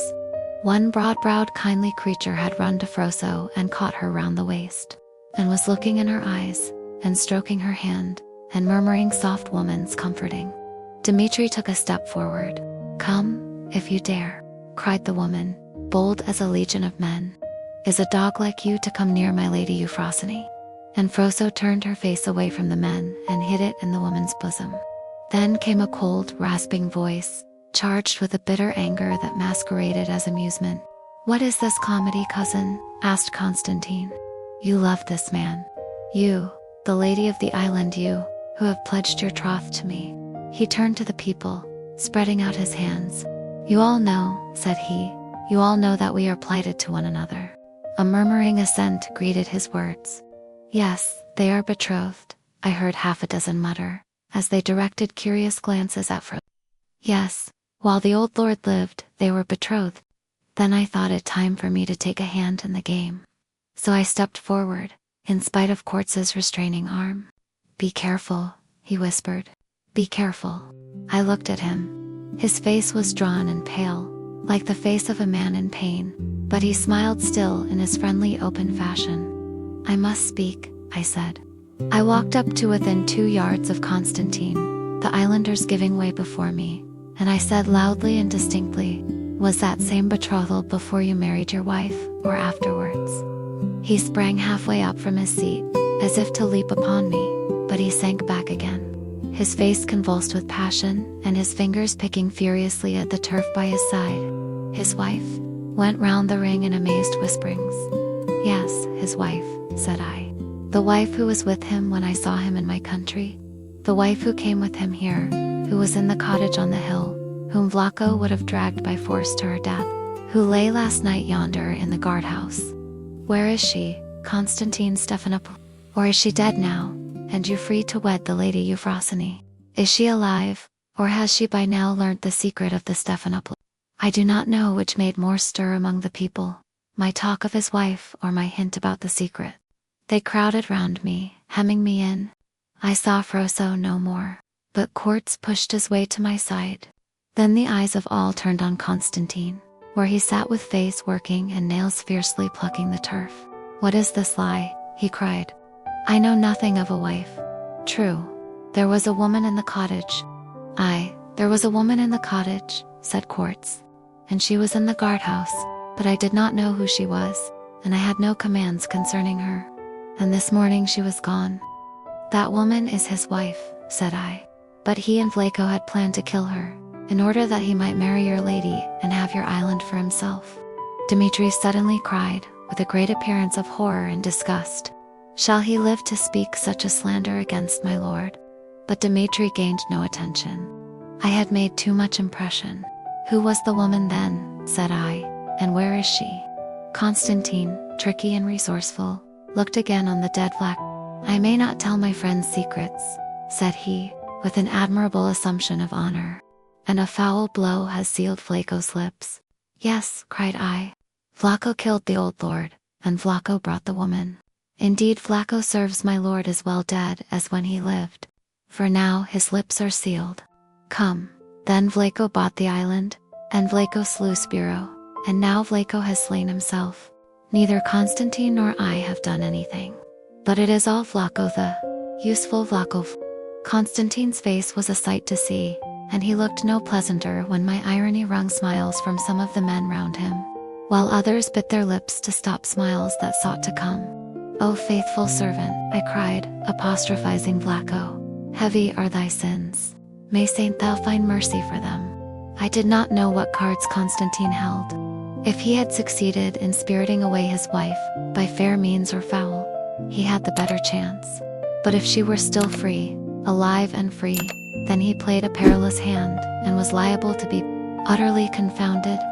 Yet he was forced to action. I had so moved the people that they looked for more than mere protests from him. "The stranger who came to steal our island," said he, skillfully prejudicing me by this description, "asks me where the woman is. But I ask it of him, where is she?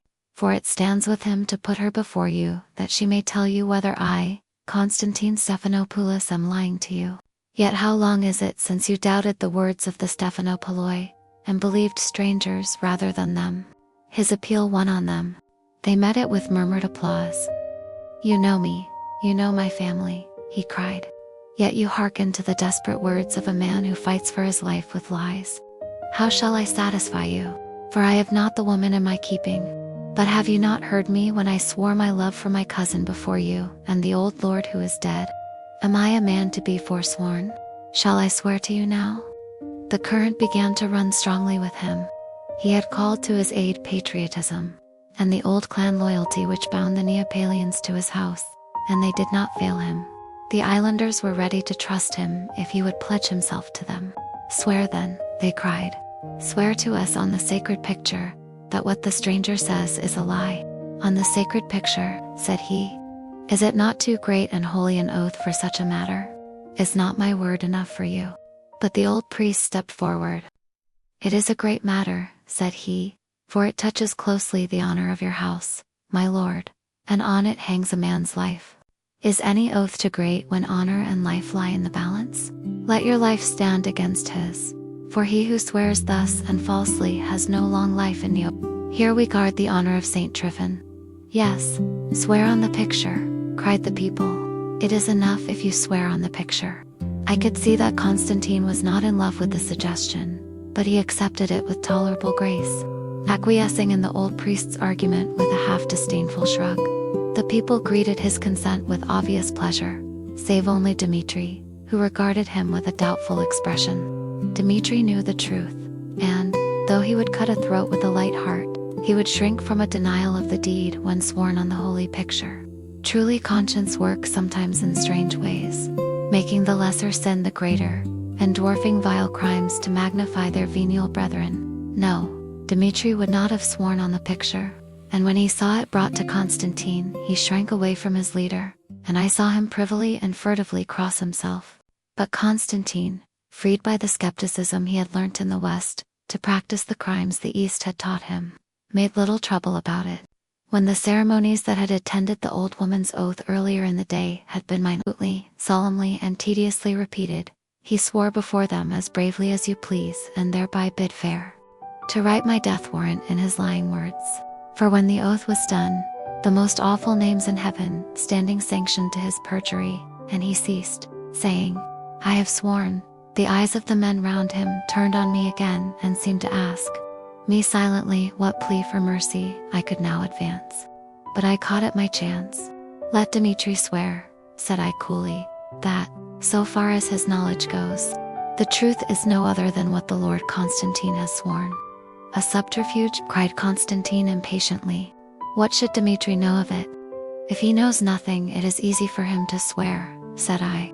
"Men of the island, a man should have every chance for his life. I have given you back your island. Do this for me. Make Dmitri swear. Ah, look at the man. See, he shakes, his face goes pale, there is a sweat on his brow. Why, make him swear." I should not have prevailed without the assisting evidence of the rascal's face. It was as I said, he grew pale and sweated on the forehead. He cleared his throat hoarsely, but did not speak. Constantine's eyes said, "Swear, fool, swear." "Let Dmitri also swear," cried some. "Yes, it is easy, if he knows nothing." Suddenly Froso sprang forward. "Yes, let him swear," she cried. "Who is chief here? Have I no power? Let him swear." And she signed imperiously to the priest. They brought the picture to Dmitri. He shrank from it as though its touch would kill him. "In the name of Almighty God, as you hope for mercy, in the name of our Lord the Savior, as you pray for pity, in the name of the most blessed Spirit, whose word is truth, by the most holy Virgin, and by our holy saint," began the old man. But Dmitri cried hoarsely, take it away, I will not swear." "Let him swear," said Froso, and this time, the whole throng caught up her command and echoed it in fierce urgency. "Let him swear to tell the whole truth of what he knows, hiding nothing." "According to the terms of the oath," said the priest, pursuing his ritual. "He shall not swear," cried Constantine, springing up. But he spoke to deaf ears and won only looks of newborn suspicion. "It is the custom of the island," they growled. "It has been done in Neopalia time out of mind." "Yes," said the priest. Time out of mind has a man been free to ask this oath of whomsoever he suspected. Swear, Dmitri, as Our Lady and our law bid. And he ended the words of the oath. Dmitri looked round to right, to left, and to right again. He sought escape. There was none. His way was barred. His arms fell by his side. Will you let me go unharmed if I speak the truth? He asked sullenly. Yes, answered Froso. If you speak the whole truth, you shall go unhurt. The excitement was intense now, for Dmitri took the oath, Constantine watching, with pale strained face. Then followed a moment's utter silence, broken an instant later by an irresistible outbreak of wondering cries. For Dmitri said, Follow me, and turned and began to walk in the direction of the town. Follow me, he said again. I will tell the truth. I have served my lord well, but a man's soul is his own. No master buys a man's soul. I will tell the truth. The change in feeling was witnessed by what happened. At a sign from the priest courts and another, each took one of Constantine's arms and raised him. He was trembling now and hardly able to set one foot before the other. The dogs of justice were hard on his heels, and he was a craven at heart. Thus bearing him with us, in procession we followed Dmitri from the place of assembly back to the steep, narrow street that ran up from the sea. On the way none spoke. In the middle I walked, and in front of me went Froso, the woman who had come to comfort her, still holding her arm in hers. On Dmitri led us with quick, decisive steps. But when he came to the door of the inn which had belonged to that Vlaco, whose body lay now deserted on the level grass above the seashore, he halted abruptly, then turned and entered. We followed Constantine's supporters, bringing him also with us. We passed through the large lower room and out of the house again into an enclosed yard, bounded on the seaward side by a low stone wall, towards which the ground sloped rapidly. Here Dmitri stopped. By my oath, said he, and as God hears me, I knew not who this woman was. But last night Vlaco bade me come with him to the cottage on the hill, and, if he called me, I was to come and help him to carry her to the house of my lord Constantine. He called, and I, coming with Quartz, found Vlaco dead. Quartz would not suffer me to touch the lady, but bade me stay with Vlaco. But when Quartz was gone and Vlaco dead, I ran and told my lord what had happened. My lord was greatly disturbed and bade me come with him. So we came together to the town and passed together by the guardhouse. Lies, foul lies, cried Constantine. But they bade him be quiet, and Dmitri continued in a composed voice. Their Quartz watched. My lord asked him whom he held prisoner, and when he heard that it was the Englishman, he sought to prevail on Quartz to deliver him up. But Quartz would not without the command of the lady Euphrosyne. Then my lord said, Have you no other prisoner, Quartz? Quartz answered, There is a woman here whom we found in the cottage, but you gave me no orders concerning her, my lord, neither you, nor the lady of the island. I care nothing about her, said my lord with a shrug of his shoulders. And he and I turned away and walked some paces up the street. Then, at my lord's bidding, I crouched down with him in the shadow of a house and waited. Presently, when the clock had struck 2, we saw Quartz come out from the guardhouse, and the woman was with him. Now we were but 50 feet from them, and the wind was blowing from them to us, and I heard what the lady said. It happened, as he says, interrupted Quartz in a grave tone. I promised secrecy, but I will speak now. I must go to the lady Euphrosyne, said she to Quartz, continued Dmitri. I have something to say to her, Quartz answered. She is lodging at the house of the priest. It is the 10th house on the left hand as you mount the hill. She thanked him, and he turned back into the guardhouse, and we saw no more of him. The lady came slowly and fearfully up the road. My lord beside me laughed gently, and twisted a silk scarf in his hand. There was nobody in the street except my lord, the lady and me, and as she went by, my lord sprang out on her, and twisted the scarf across her mouth before she could cry out. Then he and I lifted her, and carried her swiftly down the street. We came here, to Vlaco's, and the door was open, for Vlaco had gone out. It had not yet become known that he would never return. We carried her swiftly through the house and brought her where we stand now, and laid her on the ground. My lord tied her hands and her feet, so that she lay still. Her mouth was already gagged. Then my lord drew me aside and took 5 pieces of gold from his purse and said, looking into my eyes, "Is it enough?" I understood and said, "It is enough, my lord," and he pressed my hand and left me, without going again near the woman. And I, having put the 5 pieces in my purse, drew my knife from its sheath and came and stood over the woman, looking how I might best strike the blow. She was gagged and tied and lay motionless. But the night was bright, and I saw her eyes fixed on mine. I stood long by her with my knife in my hand. Then I knelt down by her to strike. But her eyes burned into my heart, and suddenly I seemed to hear Satan by my side, chuckling and whispering, "Strike, Dmitri, strike. Art thou not damned already? Strike." And I did not dare to look to the right or the left, for I felt the fiend by me. So I shut my eyes and grasped my knife. But the lady's eyes drew mine open again, although I struggled to keep them shut. Now many devils seemed to be round me, and they were gleeful, saying, "Oh, he is ours. Yes, Dmitri is ours.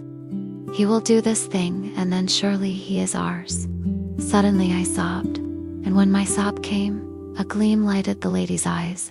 Her eyes looked like the eyes of the Blessed Virgin in the church. I could not strike her.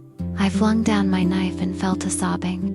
As I sobbed, the noise of the devil ceased, and I seemed to hear instead a voice from above that said to me very softly, "Have I died to keep thy soul alive, and thou thyself wouldst kill it?" Dmitri, I know not if anyone spoke, but the night was very still, and I was afraid, and I cried low, "Alas, I am a sinner." But the voice said, "Sin no more," and the eyes of the lady implored me. But then they closed, and I saw that she had fainted. And I raised her gently in my arms and carried her across this piece of ground where we stand. He ended, and stood for a moment silent and motionless. None of us spoke.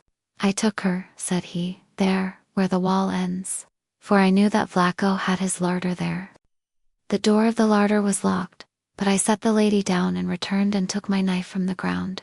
And I forced the lock and took her in, and laid her on the floor of the larder.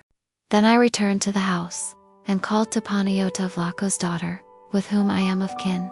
When she came, I charged her to watch the lady till I returned, saying that Vlaco had bidden me bring her here, for I meant to return in a few hours and carry the lady to some place of safety, if I could find one.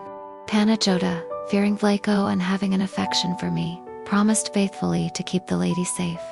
Then I ran after my lord, and found him at the house, and told him that the deed was done, and that I had hidden the body here, and I craved leave to return and make a grave for the body or carry it to the sea. But he said, "It will be soon enough in the evening. We shall be quit of troubles by the evening. Does anyone know?" I answered rashly, "Panayota knows." And he was enraged, fearing Panayota would betray us. But when he heard that she and I were lovers, he was appeased. Yet I could not find means to leave him and return to the lady. Dmitri ended.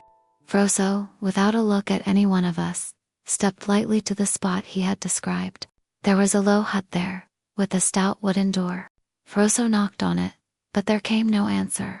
She beckoned to Quartz, and he, coming, wrenched open the door, which seemed to have been fastened by some makeshift arrangement.